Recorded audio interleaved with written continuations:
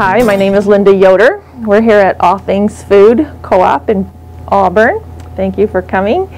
And we're going to talk a little bit about grinding our whole grains and making bread. I started my business, Kitchen Specialties and Granary, in '92. When I started making, I had 8 children. When I started making bread, I didn't know the value and the nutrition that was involved in the whole grains, but I had decided that I was going to be like Little Red Hen, and I was going to grind my own grain and make my own bread. This shows the whole wheat berry that we're going to grind today, and the manufacturer will remove the bran. The middlings they sell to the cattle industry. The germ has pure vitamin E oil. They take those ingredients out, or nutrients, sell them to the health food store, and they add a couple B vitamins and iron, and then they call that enriched flour. That's about as enriched as you would feel if I stole $26 from you and gave you 99 cents back.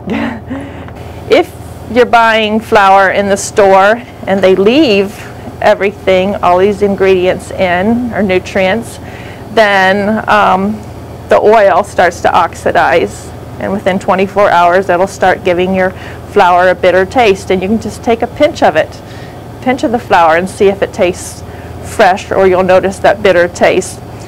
The way you can preserve your flour and get the most from your nutrients is to grind it fresh. We are using the Nutri-Mill Harvest. It has 450 watts of power. There's a 5-year warranty, and the milling heads are made of corundum, which is second in line to diamond.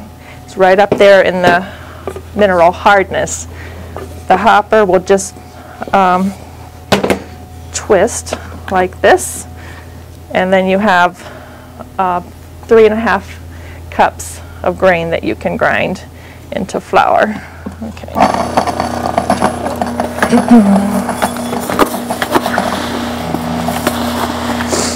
The mill has a fine and coarse setting. You can do a real fine flour, or you can crack the grain so that you can cook it for a hot cereal.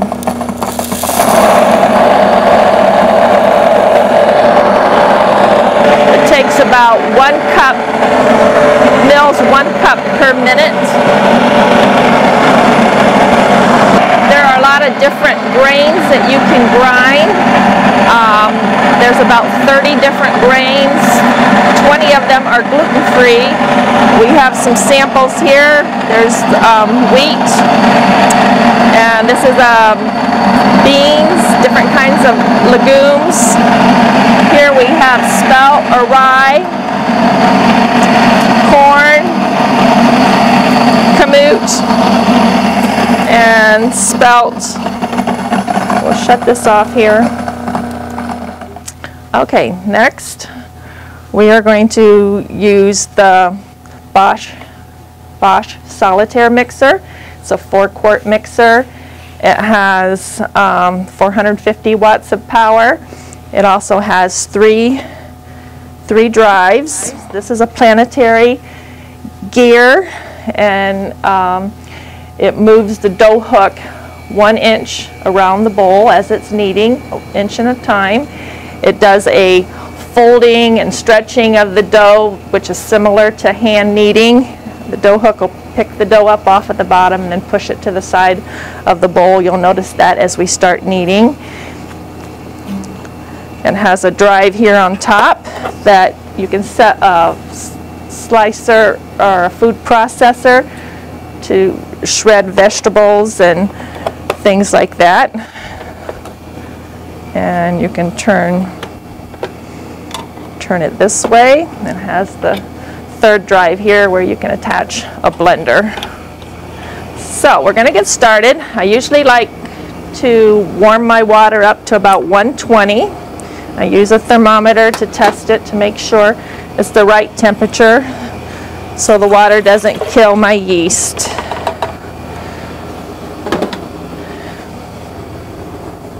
The nice thing about this machine is that you can put all your ingredients in and then maybe add just a couple cups of flour towards the end so that you can see the dough pulling away from the side of the bowl. You don't have to be perfect when you measure. I know it's going to take about 8 cups, and then I'll add a little extra in proportion to the water that's left in there to make a nice dough. Okay, this has the half coconut oil and half olive oil. You can use any kind of oil that you like. And then it's 1/3 cup of honey. That was 1/3 cup of oil. And then we put, I like to use the SAF instant yeast. It works best with whole grain bread. I use 2 tablespoons of yeast, 1 tablespoon of dough enhancer, and 2 tablespoons of gluten. And that helps make a really nice bread.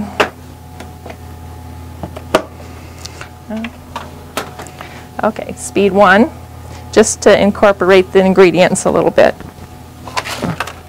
Put this on top until it's incorporated.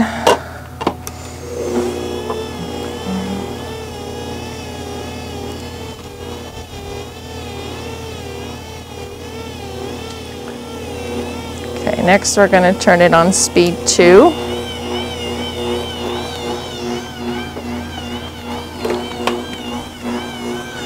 Once that I feel like it has enough flour, I'm going to allow it to knead for about 7 to 8 minutes.